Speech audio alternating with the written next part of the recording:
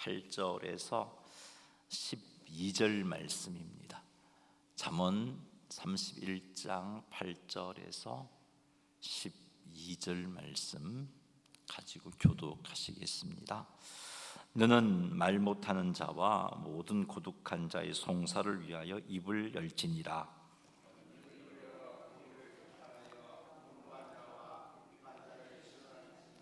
누가 현숙한 여인을 찾아 얻겠느냐? 그의 값은 진주보다 더하니라. 그런 자의 남편의 마음은 그런 자는 살아있는 동안에 그의 남편에게 선을 행하고 악을 행하지 아니하느니라. 아멘. 자, 우리 인사합시다. 은혜 받읍시다.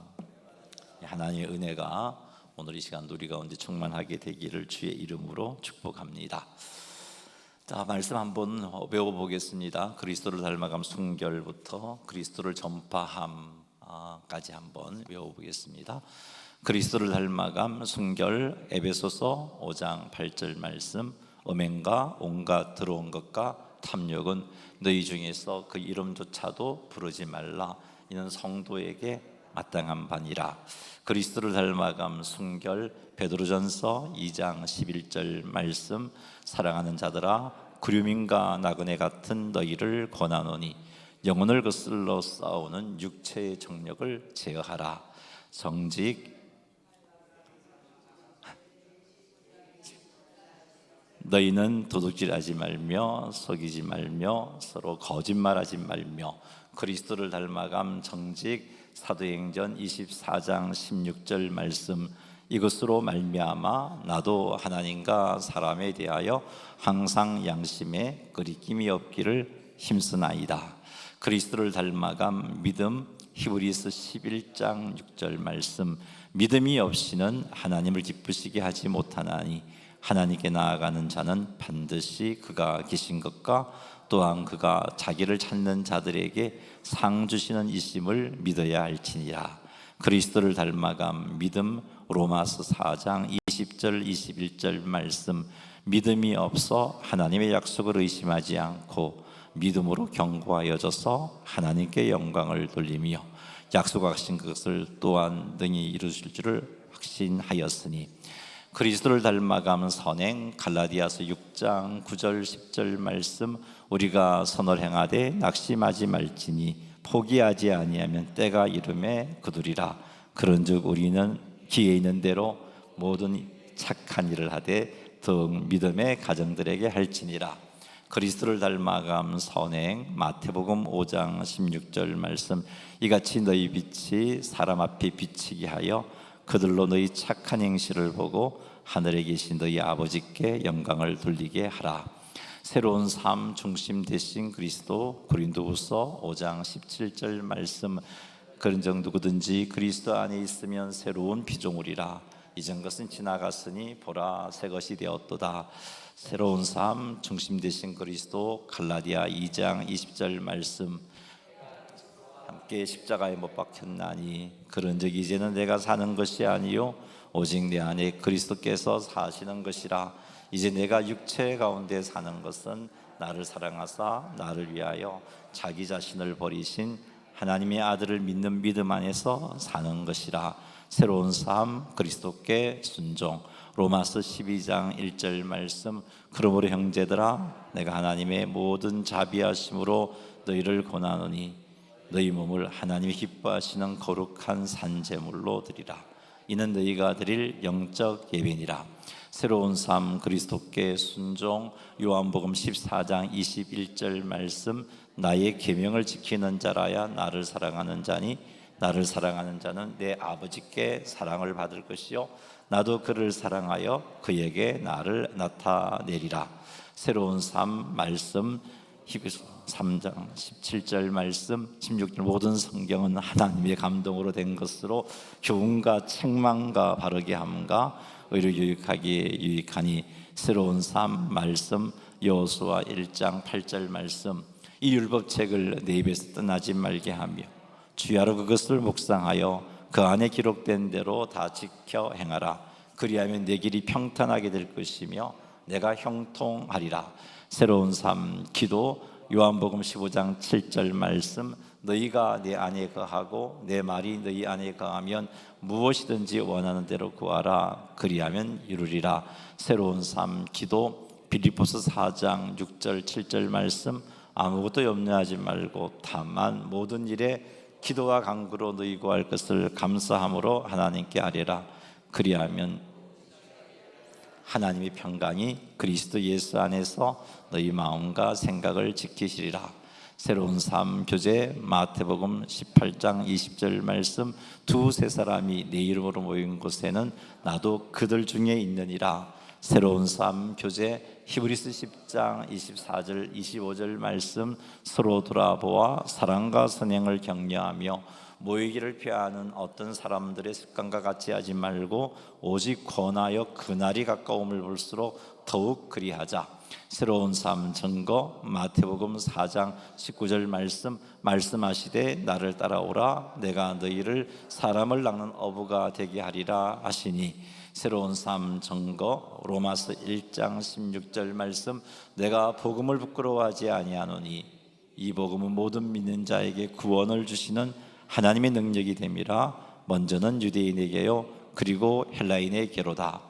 그리스도를 전파함 모든 사람이 죄를 범함, 로마서 3장 23절 말씀, 모든 사람이 죄를 범하였음에 하나님의 영광에 이르지 못하더니. 아멘. 수고하셨습니다. 자, 오늘은 잠언 우리가 읽은 말씀을 가지고 하나님께서 기뻐하시는 사람이 어떤 사람일까, 그런 제목을 가지고 한번 생각해 보도록 하겠습니다. 잠언 31장 8절 9절 말씀은 르무엘의 어머니가, 왕 르무엘의 어머니가 르무엘에게 교훈한 명령들이고요. 1절부터 9절까지인데 두 구절이 남았어요. 근데 이 두 구절도 역시 이 말씀을 통해서 하나님께서 기뻐하시는 자가 어떤 사람인지 그런 초점에서 한번 보도록 하겠고요. 그 다음에 11절부터 31절까지는 10절부터 31절까지는 현숙한 여인에 관한 교훈입니다. 그래서 우리가 현숙한 여인이라고 말했을 때 우리가 알고 있는 그런 한글의 현숙한 여인의 의미가 아니고 다른 의미이니까 또 그것을 가지고 또 오늘 이 밤에 하나님께서 기뻐하시는 자가 어떤 사람인지를 한번 돌아보도록 하겠습니다. 자, 8절 말씀 같이 한번 읽어보겠습니다. 너는 말 못하는 자와 모든 고독한 자의 송사를 위하여 입을 열지니라. 아멘. 이 8절이 르무엘의 왕의 어머니가 르무엘에게 준 교훈 중에 일부이죠. 이 르무엘 왕의 어머니가 르무엘에게 명령을 합니다. 어떤 명령을 하냐 하면은 왕의 권력을 억울한 사람과 또 스스로 변호할 힘이 없는 그런 사람들을 위하여 사용해라, 이렇게 명령하고 있습니다. 우리가 읽은 이 8절에 말 못하는 자는 실제로 말을 못하는 사람, 이제 그런 사람도 농인도 되겠지만 그 사람뿐만 아니라 자기 권리를 주장할 힘이나 기회가 없는 사람, 억울한데 너무 속상한데 나의 사회적인 위치가 너무 약하다 보니까 누구 하나 내 소리에 귀를 기울이지 않고 억울함을 표출하고 싶어도 아무런 영향도 줄 수 없는 그런 상황이 있는 사람, 얼마나 참 억울하고 속상하겠어요. 이런 사람을 가리켜서 말 못하는 자라고 말하고 있습니다. 그리고 고독한 자라는 이것도 우리가 알고 있는 그냥 고독한 의미의 단어가 아니고 이 단어의 의미는 그냥 두면 그 억울함과 아픔이 있는데 본인 너무 억울하고 아파요.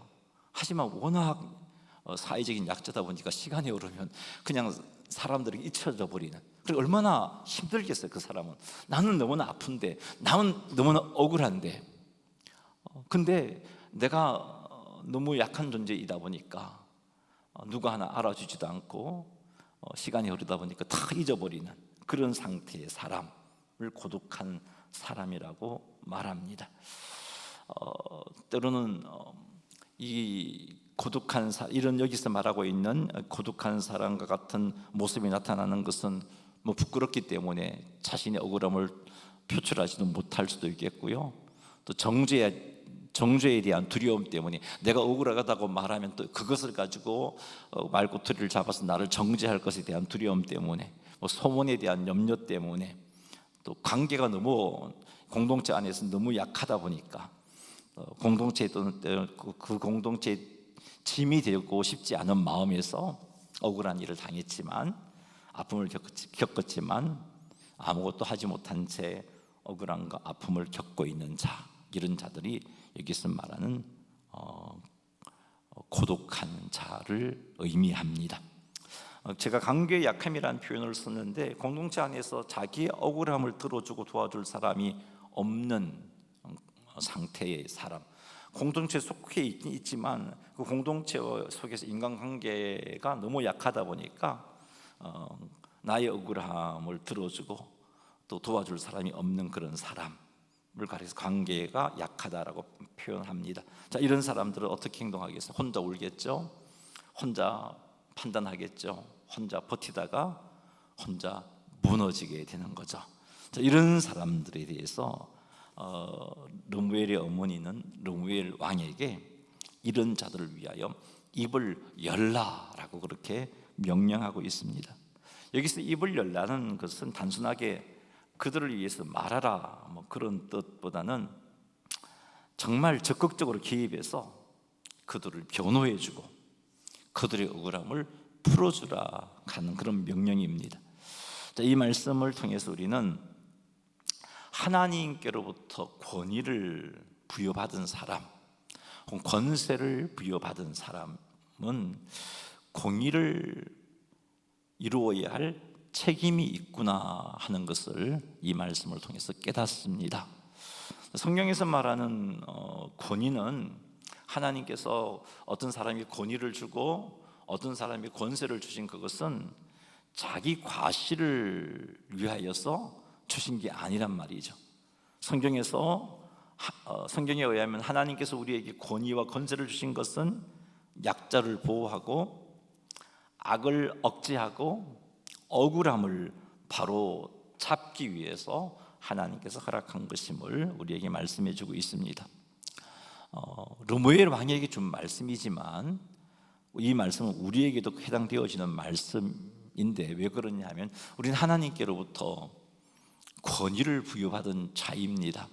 여러분, 우리는 세상 속에서 거룩한 전능하신 하나님의 백성으로서의 권위를 하나님께로부터 부여받았습니다. 아니, 조금 더 달리 표현해 본다면 하나님의 자녀된 권위를 하나님께 부여받았습니다.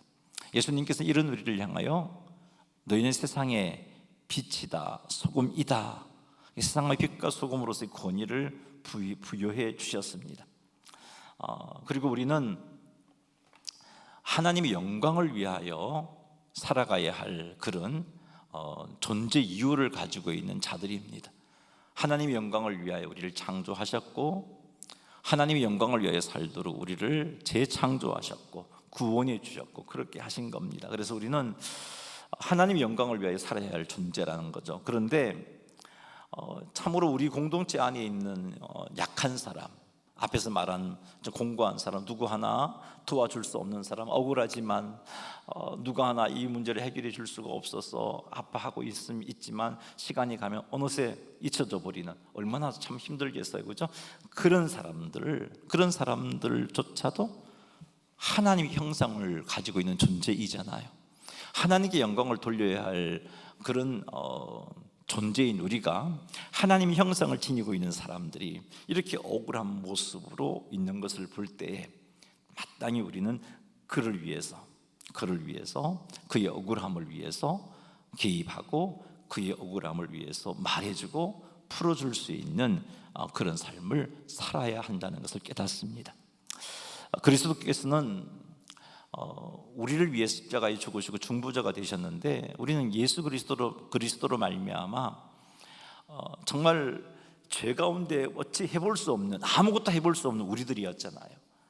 그런 우리를 위해서 대신 십자가에 죽으심으로 우리의 중보자가 되어주셨고, 제 앞에서 스스로 변호할 수 없는 우리를 위해서 예수님께서 우리를 변호해 주셨잖아요. 이런 은혜를 우리가 받았으니까 우리는 이런 구원의 은혜를 받은 우리는 약한 자의 억울함 앞에서 못 본 척해서 안 된다는 겁니다. 괜히 끼어들었다가 어려워져 이런 생각으로 침묵해서도 안 된다는 겁니다. 오늘 이 말씀을 통해서 우리가 얻을 수 있는 교훈은 성도의 침묵은 때로 죄가 될 수 있다는 겁니다. 특히 억울한 일을 당해도 그 억울함을 해결할 수 없는 약자가 억울한 일을 당한 것을 내가 보았을 때, 성도가 보았을 때 침묵하는 것은 중립을 지키는 것 아니에요. 약자를 방치하는 일입니다. 하나님께서 우리에게 공의를 행하기를 원하시는 하나님 앞에 우리가 바르게 서지 못하는 겁니다. 둘째, 성도의 입은 하나님께서 우리에게 입을 주시고 또 말할 수 있는 능력을 주시고 하신 것은 자기 변명만을 위하여 사용하라고 주신 게 아니라는 겁니다. 하나님께 주신 나에게 주신 또 말을 할 수 있는 능력, 지식, 또 직분, 또 공동체 안에서의 어떤 관계, 또 영향력 이런 것들은 억울한 이웃과 약자를 세우는데 사용하라고 하나님께서 허락해 주신 겁니다. 그러니 사랑하는 성도 여러분, 침묵함으로 참 억울한 사람, 약한 사람을 더 외롭게 만들지 마시기 바랍니다. 그거 우리가 해서 안 될 일입니다. 그러니 이번 주에 여러분 주변에서 말하지 못하고 있는 사람 한 명을 찾으십시오. 그리고 그에게 가서 먼저 안부를 묻고 그의 속상한 이야기를 그냥 끊지 말고 한번 쭉 들어보는 그런 시간 한번 가져보시기 바랍니다. 누군가에게 대한 부당한 말이 막 오고 가고 있을 때, 그리고 막 그 부당한 말로 인해서 오해가 생기고 그렇게 퍼져나갈 때 그 말을 듣는 여러분들은, 혹 우리가 그 말을 듣게 된다면 역시 침묵하지 말고 또 쉽게 동조하지도 말고, 좀 힘들겠지만 하나님께서 원하시는 모습이니까 그 사람의 이야기도 들어보아야 하지 않을까요? 그렇게 한번 이야기해주는 그런 우리가 되었으면 좋겠습니다. 교회나 가정이나 직장에서 반복적으로 소외된 사람이 있다면 그 사람의 이름을 적고 한 주 동안 그 사람을 위해서 구체적으로 기도하면서 하나님, 내가 어떻게 그를 도울 수 있을까요? 지혜를 구하며 주님 주시는 지혜를 따라서 한번 순종함으로 그 지체들을 도와보는 그런 행동을 해보시기 바랍니다.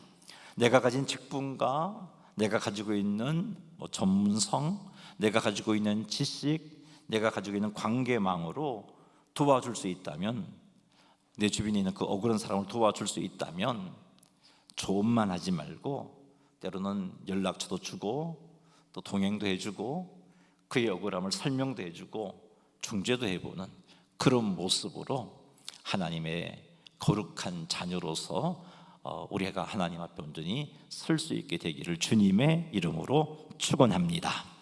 9절을 읽겠습니다. 너는 입을 열어 공의로 재판하여 공고한 자와, 아멘. 자, 8절에서 르무엘의 어머니는 르무엘에게 말 못하는 자, 고독한 자, 즉 사회적 약자와 억울한데도 자기 목소리를 낼 수 없는 사람을 위하여 입을 열라라고 명령을 했어요. 자, 9절에서는 같이 좀 연결된 말씀이긴 하지만 조금 더 발전된 말씀이죠. 입을 열 때 어떻게 열 것인지를 교훈해 주고 있습니다. 어떻게 입을 열라고 말하고 있습니까? 공의로운 재판을 하라고 말하고 있습니다. 자, 이것은 우리가 참 약한 사람을 보면 어떤 실수를 범하기 쉬운가 하면은 정말 옳고 그름을 떠나갖고 우리가 단순히 감정적으로 그 약한 자를 편들려고 하는 그런 경향들이 있습니다. 이것도 하나님 앞에 바른 모습이 아니겠죠. 그래서 공의로 재판하라고 말하는데 어떻게 입을 열어야 하는가? 단순히 감정적으로 편들라는 말이 아니라 하나님의 의에 맞게 바르게 판단하라는 그런 의미입니다. 입을 열라고 했는데 어떻게 입을 열어야 하냐? 하나님의 의에 맞게 바르게 판단하라는 겁니다. 그리고 신원하라는 것은 억울함을 풀어주고 권리를 회복하도록 공적으로 변호해 주라라는 그런 말씀입니다.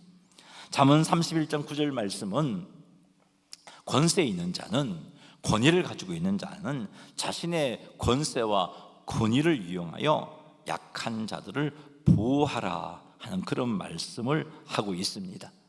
그러나 기억할 것은 약하다고 무조건 편파적으로 약한 자의 편을 들어서는 안 된다 하는 것도 말씀해 주고 있습니다. 공의로 재판하라는 표현은 우리들에게 하나님의 의에 맞게 바르게 판단하고 말하라고 말씀해 주고 있는 겁니다. 그러므로 우리는 누군가로부터 그의 어려움을 들었을 때 먼저 긍휼히 여김으로 들어야겠죠. 긍휼히 여기는 마음이 있어야 합니다. 그리고 동시에 하나님의 권위 앞에서 바르게 분별할 수 있어야 돼요. 하나님께 지혜를 구하면서 바르게 분별해야 합니다. 그래야 제대로 공의를 행할 수 있어요. 억울함을 풀어줄 수 있어요. 여러분, 억울함을 풀어주는 일은 단순히 편들어주는 게 아니고 진실을 따라서 바르게 판단해서 진짜 억울함을 풀어주는 것, 그것을 의미합니다. 사랑하는 성도 여러분, 우리 주변에 참 힘들어하는 자, 약한 자들의 이야기를 들을 때 먼저 그 사람의 처지나 감정에만 끌려서 판단하려고 하는 잘못을 경계하시고 하나님 앞에서 사실과 진실을 따라서 공의롭게 판단하시기 바랍니다. 신원하라는 말씀에서 우리는 억울한 자의 말을 듣고 공감하는 것에 머물러서는 안 된다는 것을 깨닫습니다. 기도하겠다는 말, 안타깝다는 말도 참 중요하고 필요한 말입니다만은 내가 할 수 있는 일이 있다면 가능한 범위 안에서 실제적인 도움으로 이어져야 돼요. 좀 귀찮다 할지라도 그렇게 해야 되는 겁니다. 즉 부정한 대우를 받는 사람에게 필요한 정보도 주고 혼자 감당하기가 힘들어한다면 동행도 해주는 그런 모습이 있어야 된다는 겁니다. 교회 안에서 소외된 성도가 공동체 안에서 정당하게 돌봄을 받을 수 있도록 다른 성도와 연결시켜주는 이런 행동들이 있어야 되는 겁니다. 적극적으로 소외된 성도들을 볼 때 내가 그와 함께하는 그런 헌신의 행동이 있어야 된다는 겁니다. 우리가 영혼 추수주의를 하면서 그때 나오셨던 우리 성도님 한 분이 계시죠. 주로 이제 우리 김종순 집사님께서 늘 같이 자리를 함께 해주고 계신데 참 얼마나 귀한 모습인가요? 그런 모습들이 있어야 돼요. 이렇게 좀 힘들어 보이고 또 함께하기가 참 머뭇거려지고 하는 그런 사람들, 여러분 주일 예배 마치고 일정에서 식사할 때 혼자 두지 마시고 하나님께서 우리 교회 공동체 안에서 주일날 우리들을 통해서 예배를 받으셨는데 밥 먹어 내려가서 그 사람 좀 가까이 하기 힘들다고 좀 나와 다르다고 그냥 혼자 둬버리고 나는 내 마음이 드는 사람하고 늘 가까이 지내는 사람하고 식사를 하고 있다면 하나님께서 그런 우리의 모습을 보고 너 조금 전에 내게 드린 예배가 진짜 예배냐? 그렇게 묻지 않을까 싶어요. 사랑하는 성도 여러분, 그러니 교회 안에서 소외된 성도가 있다면 여러분들이, 우리 중직자들이, 우리 연세 많으신 우리 성도님들이 좀 가까이 가서 그들의 벗이 되어 주시고 함께 해주시고 식사도 하시고 카페도 좀 데리고 가시고 차도 한잔 마시시고 그렇게 하는 교회가 되었으면 좋겠습니다. 우리 하나님께서는 그런 우리의 모습을 보고 싶어 하시니까요. 잠언 31장 9절 말씀은 르무엘 왕에게 주신 말씀이지만 오늘 우리에게도 적용이 됩니다. 하나님은 각 사람에게 일정한 자리와 책임을 맡기셨습니다. 부모에게는 가정에서 공의롭게 판단할 책임을 맡겨주셨고요, 교사에게는 학생들 사이에서 공의롭게 판단할 책임을 맡기셨습니다. 직분자들에게는 교회 안에서 공의롭게 판단할 수 있는 책임을 맡기셨고요, 직장인들은 직장 안에서 공의롭게 판단할 책임을 맡기셨습니다. 그러니 내가 맡은 자리에서 힘 있는 사람들의 말만 듣지 말고 나를 도와줄 수 있는 사람들과만 가까이 하지 말고 공고하고 궁핍한 사람들의 사정도 공정하게 살피면서 그들의 친구가 되어주는 우리가 되기를 주의 이름으로 축복합니다. 우리는 오직 그리스도의 은혜로 구원함을 받은 자들 아닙니까? 이런 은혜를 받았다면 우리는 예수 그리스도의 성품을 닮아가면서 삶의 자리에서 이런 하나님의 공의를 드러내야 하는 겁니다. 예수 그리스도는 죄인들을 위해서 참된 변호자가 되셨어요. 십자가에서 당신의 생명을 내어주시면서까지 말이죠. 이런 예수님의 크신 은혜로 말미암아 구원함을 받은 우리 역시 그 은혜에 감사하면서 우리의 삶을 통해서 공의와 긍휼을 베푸는 그런 자가 되어야 할 책임이 있는 겁니다. 이것을 꼭 기억하셔서 참으로 그 은혜를 기억하고 감사하며 공의와 긍휼을 베푸시는 성도님들이 다 되시기를 주님의 이름으로 축원합니다. 10절 말씀 읽겠습니다. 누가 현숙한 여인을 찾아 얻겠느냐? 그의 값은 누가 현숙한 여인을 찾아 얻겠느냐? 그 말은 현숙한 여인을 쉽게 발견되는 존재가 아니다, 그런 말입니다. 누가 찾겠느냐라는 말은 아무도 찾을 수 없다는 그런 뜻이기보다는 찾기 어렵고 귀하다, 그런 의미의 말입니다. 왜 찾기 어렵고 귀한 존재인가? 10절에서 이렇게 말하고 있습니다. 현숙한 여인의 가치를 진주보다 귀하기 때문이다 라고 말하고 있습니다. 자, 그런데 그럼 현숙한 여인이 어떤 사람일까? 현숙한 여인이 어떤 사람일까? 잠언 31장 10절이 말하고 있는 현숙한 여인은 우리가 알고 있는 우리 한글에서 말하는 현숙한 여인의 의미랑 좀 다릅니다. 이 현숙한에 해당하는 히브리어가 하일이라는 단어인데요, 이 단어의 뜻은 힘, 능력, 용맹, 유능함, 이런 뜻을 가지고 있어요. 이렇게 그렇게 현숙한 여인에 해당하는 히브리적인 의미의 원어의 의미는 힘 있는 여인, 여기 이시라는 이렇게 여인이 이시라는 히브리어인데요, 이 이시라는 히브리어는 아내도 되고 여인도 돼요. 그래서 이 현숙한 여인은 힘이 있는 아내이고 힘이 있는 여인이고, 능력이 있는 아내이고 능력이 있는 여인이고, 용맹한 여인이고 용맹한 아내이고, 유능한 여인이고 유능한 아내를 의미하는 거예요. 능력 있는 아내, 힘과 덕을 갖춘 여인, 유능하고 신실한 여인, 이렇게 현숙한 여인을 이해하시면 됩니다. 그런데 이 잠언 31장에서 말하는 현숙한 여인은 자기 능력을 자랑하는 여인이 아니에요. 잠언 31장 10절에서 31절까지 현숙한 여인에 관한 말씀이 나오는데, 그 말씀 가운데 결론 부분에 해당되는 30절 말씀, 잠언 31장 30절 말씀 한번 읽어보겠습니다. 고운 것도 거짓되고 아름다운 것도 헛되나 오직 여호와를 경외하는 여자는 칭찬을 받을 것이라. 아멘. 지금 현숙한 여인, 이런 하일의 어떤 성품을 가지고 있는 여인을 쭉 언급하면서 이 30절에서 여호와를 경외하는 여자라고 바꿔 표현하고 있어요. 그래서 우리는 지혜롭고 용맹하고 유능한 그런 성품을 가지고 있는 이 여인, 그런 사람은 어떻게 해서 그런 성품을 갖추게 되었는가? 이 잠언 31장 30절 말씀에 가면 그가 여호와를 경외하는 삶을 살았기 때문이구나 하는 것을 알 수 있습니다. 여호와를 경외했기 때문에, 여호와를 경외하는 사람은요, 하나님의 뜻에 따를 수밖에 없습니다.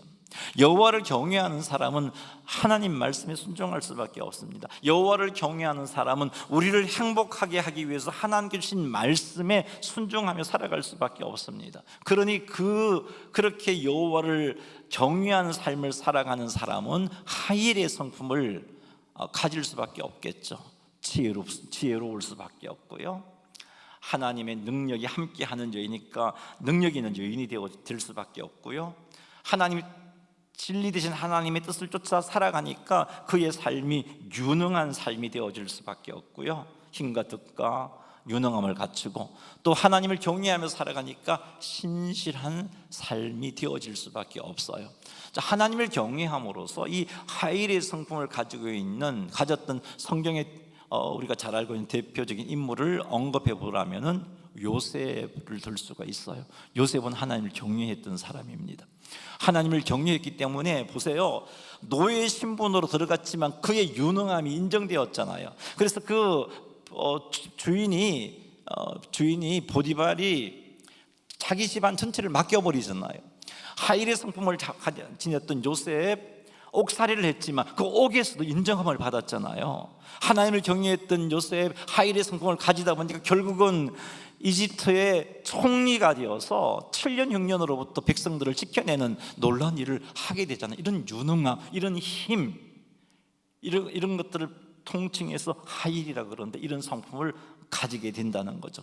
경외하는 자가 참으로 능력 있는 아내, 힘과 덕을 갖춘 아내, 유능하고 신실한 아내가 되고자 한다면 여러분은 하나님을 경외하는 자가 되어야 한다는 것을 깨닫습니다. 이렇게 하여 사랑하는 성도 여러분, 이렇게 하셔서 진주보다 귀한 존재, 진주보다 귀한 가치를 가지고 있는 하나님의 백성들이 다 되시기를 주님의 이름으로 축원합니다.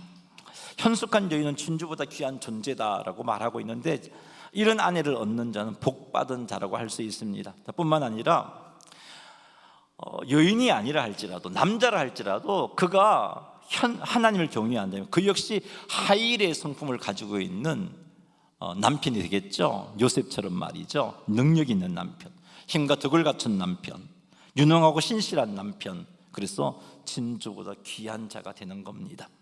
이런 남편을 얻는 아내 역시 복받은 자라고 할 수 있습니다. 그러니 사랑하는 성도 여러분, 우리가 정말 하나님을 경외함으로 하일의 성품을 갖춘 사람이 되시기를 주의 이름으로 축복합니다.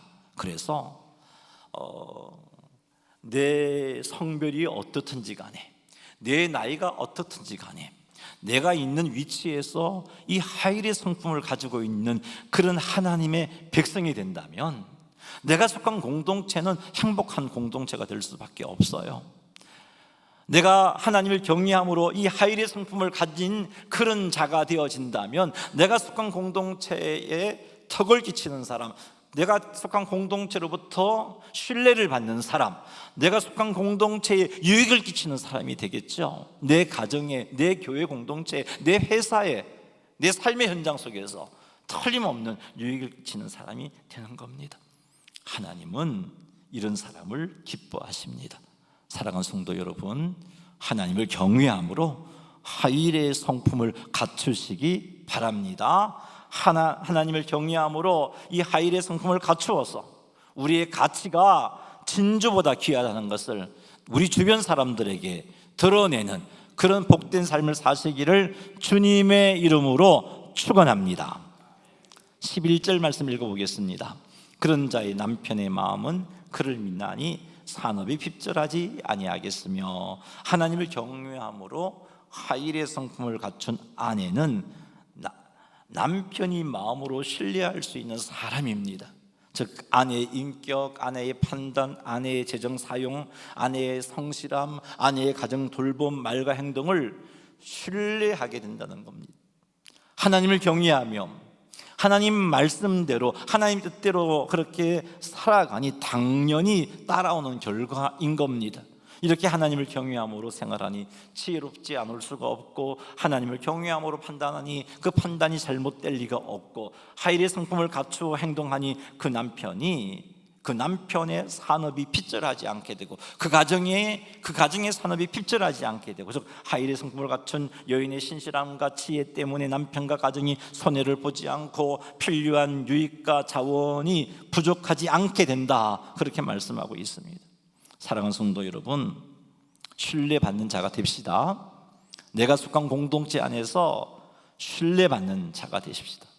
신뢰받는 아내, 신뢰받는 남편, 신뢰받는 목사, 신뢰받는 장로님, 신뢰받는 권사님, 신뢰받는 안수집사님, 신뢰받는 교사들, 신뢰받는 성도님들이 되시기 바랍니다. 이렇게 되려면 하나님을 경외하는 자가 되어야 돼요. 사람들에게 신뢰 받는다는 것은 하나님을 경외하는 자가 맺는 자연스러운 열매입니다.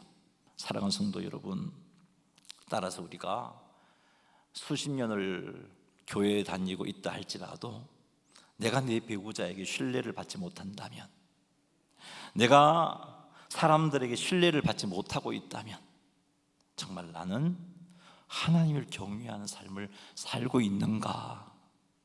이것 한번 스스로에게서 한번 점검해 보시기 바랍니다.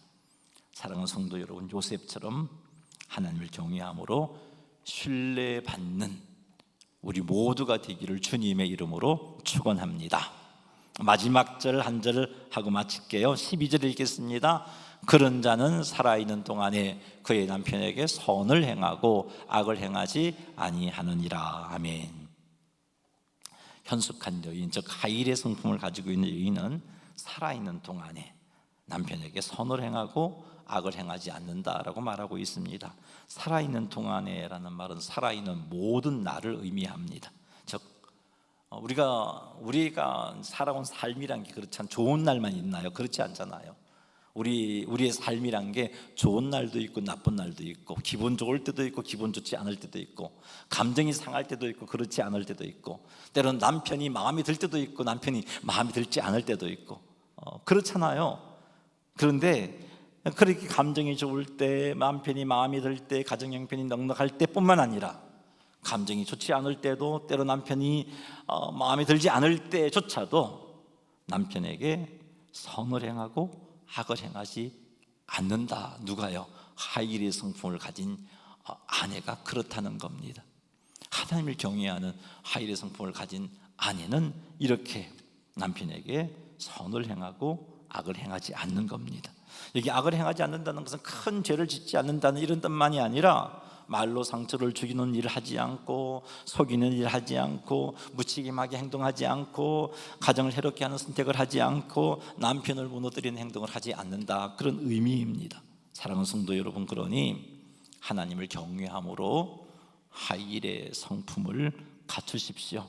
아내뿐만 아니라 남편도 하나님을 경외함으로 하일의 성품을 갖추십시오. 그리하여 남편도 아내도 배우자로 인하여 상처받지 않고 오히려 위로받고 힘을 얻고, 그런 가정 얼마나 행복하겠어요.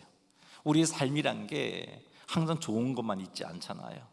힘들고 어려운 일이 있는데도 그 아내에게서, 그 남편에게서, 하일의 성품을 가지고 있는 아내와 남편에게서 정말 위로받고 힘을 얻는다면 얼마나 행복한 가정이 될 수 있겠어요. 사랑하는 성도 여러분, 우리 모두 하나님을 경외함으로 하일의 성품을 갖추어서 행복한 가정 세워내시기를 주의 이름으로 축원합니다. 말씀을 맺습니다. 오늘 우리는 잠언 31장의 말씀을 통해서 하나님께서 기뻐하시는 사람의 모습을 살폈습니다. 하나님께서 기뻐하시는 사람은 억울한 자를 보고도 침묵하지 않고, 고독한 자의 아픔을 외면하지 않고, 하나님 계신 말과 자리와 영향력을 약한 자를 세우는 데 사용하는 사람입니다.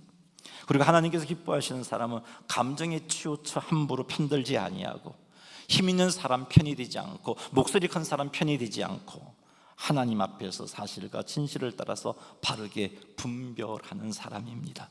그리고 가능한 범위 안에서, 내가 할 수 있는 능력 안에서 억울한 자의 억울함이 풀리도록 실제적으로 돕는 사람입니다. 그리고 하나님께서 기뻐하시는 사람은 하나님을 경외함으로 하일의 성품을 갖추는 사람입니다. 하일의 성품을 갖춘 사람은 힘은 있지만 그 힘을 자랑하지 않습니다. 능력은 있지만 그 능력을 자기 영광을 위해 사용하지 않습니다. 하나님을 경외하기 때문에 신실할 수밖에 없고, 하나님을 두려워하기 때문에 정직할 수밖에 없고, 그래서 사람들에게 신뢰를 받습니다. 사랑하는 성도 여러분, 여러분 가정에서 여러분이 이런 사람이 되시기를 바랍니다. 우리 교회에서 여러분들이 이런 사람이 되시기를 바랍니다. 여러분 직장에서 여러분이 이런 사람, 하일의 성품을 갖춘 사람이 되시기 바랍니다. 말로 상처를 주는 사람이 아니라 위로를 주는 사람, 무책임하게 무너뜨리는 사람이 아니라 신실하게 세우는 사람, 자기 유익만 구하는 사람이 아니라 하나님을 경외함으로 선을 행하는 사람, 이런 사람이 되기를 사모합시다. 이런 사람이 되려면 하나님을 경외함으로 하일의 성품 갖추어야 됩니다. 하나님을 경외함으로 하일의 성품을 갖추어서 이렇게 하나님께서 기뻐하시는 성도님들이 다 되시기를 주님의 이름으로 축원합니다.